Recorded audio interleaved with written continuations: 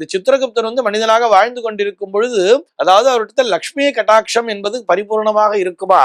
அந்த லக்ஷ்மி தேவியினுடைய அருளாலே தனக்கு கிடைத்த செல்வங்கள் அனைத்தையுமே கோவில், அந்த குளம் அப்படிங்கிற மாதிரி நிறைய தர்ம காரியங்களை எல்லாம் செய்து கொண்டே வந்தாராம். அதிலேயே அவருக்கு ஒரு விதமான ஒரு ஆணவம் அப்படிங்கிறது வந்துருச்சா. இந்த உலகத்திலேயே என்னை விட வேற யார் தர்மம் அதிகமா பண்ணிடுவா, என்னை விட யார் அதிகமா புண்ணியம் பண்ணிடுவாங்கிற மாதிரிலாம் ஆணவம் வந்ததா. அப்பொழுது மகாவிஷ்ணுவானவர் அதனை உணர்ந்து கொண்டு இவருக்கு அந்த கணக்கு எழுதுகின்ற பொறுப்பினை கொடுத்தாராம். பாவ புண்ணிய கணக்கினை எழுதுப்பா அப்படின்னு சொல்லிட்டு அந்த கணக்கினை கொடுத்ததாக ஒரு கதை சொல்வார்கள். அப்படி அவர் கணக்கு எழுத தொடங்கும் போது முதலாக அவரிடத்திலே ஒப்படைக்கப்பட்ட கணக்கு யாருன்னு சொல்லி பார்த்தா ஒரு பிச்சைக்காரனுடைய கணக்காம். அந்த பிச்சைக்காரன் பார்த்தோம்னா ஒரு கோவில் வாசல்ல பிச்சை எடுத்துட்டு இருப்பானா. அவனுக்கு பக்கத்திலேயே இன்னொரு பிச்சைக்காரன் கை கால்கள் இன்றி, அதாவது கை கால்கள் ஏதுமின்றி ரொம்ப கஷ்டப்படக்கூடிய நிலையிலே மற்றொரு பிச்சைக்காரனும் இருந்தானாம். இவன் என்ன பண்ண, இவனுடைய தட்டுல ஒரு 10 பைசா விழுந்துதா. இந்த பிச்சைக்காரன், நன்றாக இருக்கக்கூடிய பிச்சைக்காரன் தன்னுடைய தட்டில விழுந்த அந்த 10 பைசாவை இந்த பக்கத்துல கை கால்கள்லாம் இல்லாம இருந்தா இல்லையா, அவன் தட்டுல போட்டானா. இந்தாப்பா, இதை நீ வச்சுக்கோ, எனக்கு கை கால் இருக்கு, நான் எப்படியா சமாளிச்சுப்பேன், இதை நீ வச்சுக்கோன்னு சொல்லிட்டு அவனுக்கு தர்மமாக போட்டானா. அவன் அதை பார்த்துட்டு கேட்டானா, இந்த 10 பைசா வச்சுட்டு நான் என்ன பண்றது, ஒரு 25 பைசா இருந்தாலாச்சும் நான் கஞ்சி வாங்கி குடிக்கலாம் அப்படிங்கிற மாதிரி அவன் சொன்னானா.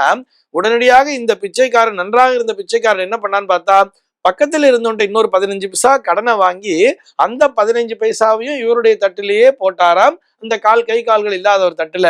அதை பார்த்த உடனே சித்திரகுப்தர் என்ன பண்றான், கணக்கு எழுதுறான். இந்த பிச்சைக்காரனுடைய கணக்கானது தர்ம கணக்கு 10 பைசா, கடன் வாங்கிய கணக்கு 15 பைசான்னு எழுதின உடனேயே அந்த கணக்கானது ஏட்டிலே நிற்காமல் மறைந்து போய்விட்டதாம். இது என்னடா, நம்ம ஏதாவது தப்பு கணக்கு எழுதுறோமா, ஏன் மறைஞ்சிடுச்சுன்னு தெரியலேன்னு சொல்லிட்டு மறுபடியும் கொஞ்ச நேரம் யோசிச்சு பார்த்துட்டு எழுதினாராம்.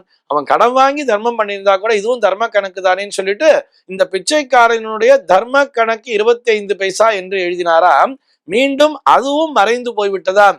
இது என்னடா, நமக்கு ஒண்ணுமே புரியலையே, இந்த கணக்கையே, இந்த பிச்சைக்காரனோட கணக்கு இந்த ஏட்டுல நிக்க மாட்டேங்குது, மறைஞ்சுடுது, நம்ம ஏதோ தப்பு பண்றோம் போல இருக்குன்னு சொல்லிட்டு நேரா மகாவிஷ்ணுவிடமே சென்று சரணடைந்தாராம். மகாவிஷ்ணுவை பார்த்து கேட்டாராம், ஏன் அவனுடைய கணக்கு நிற்க மாட்டேங்கிறதுன்னு சொல்லும் பொழுது அவர் சொன்னாராம், அவன் பிச்சைக்காரனாக இருந்தாலும் அவன் என்ன பண்ணான், தனக்கு கிடைச்சதை கூட மற்றவனுக்கு கொடுத்து விட்டான், தனக்கு மிஞ்சியே அவன் தானத்தை செய்திருக்கிறான்.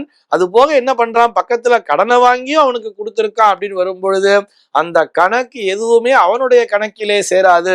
இதுபோல் தான தர்மங்கள் செய்பவர்களுடைய அந்த கணக்கு மொத்தமும் என்னிடத்திலே சேர்ந்துவிடும். அதனாலதான் உன்னால அவனுடைய கணக்கை எழுத முடியவில்லை, அவனை விட இந்த உலகத்திலே தர்மவான் யார் இருப்பார்கள் அப்படிங்கிற மாதிரி ரொம்ப பெருமையா பேசினாராம். அப்பொழுதுதான் இந்த சித்திரகுப்தரினுடைய கர்வமானது குறைந்ததாம்.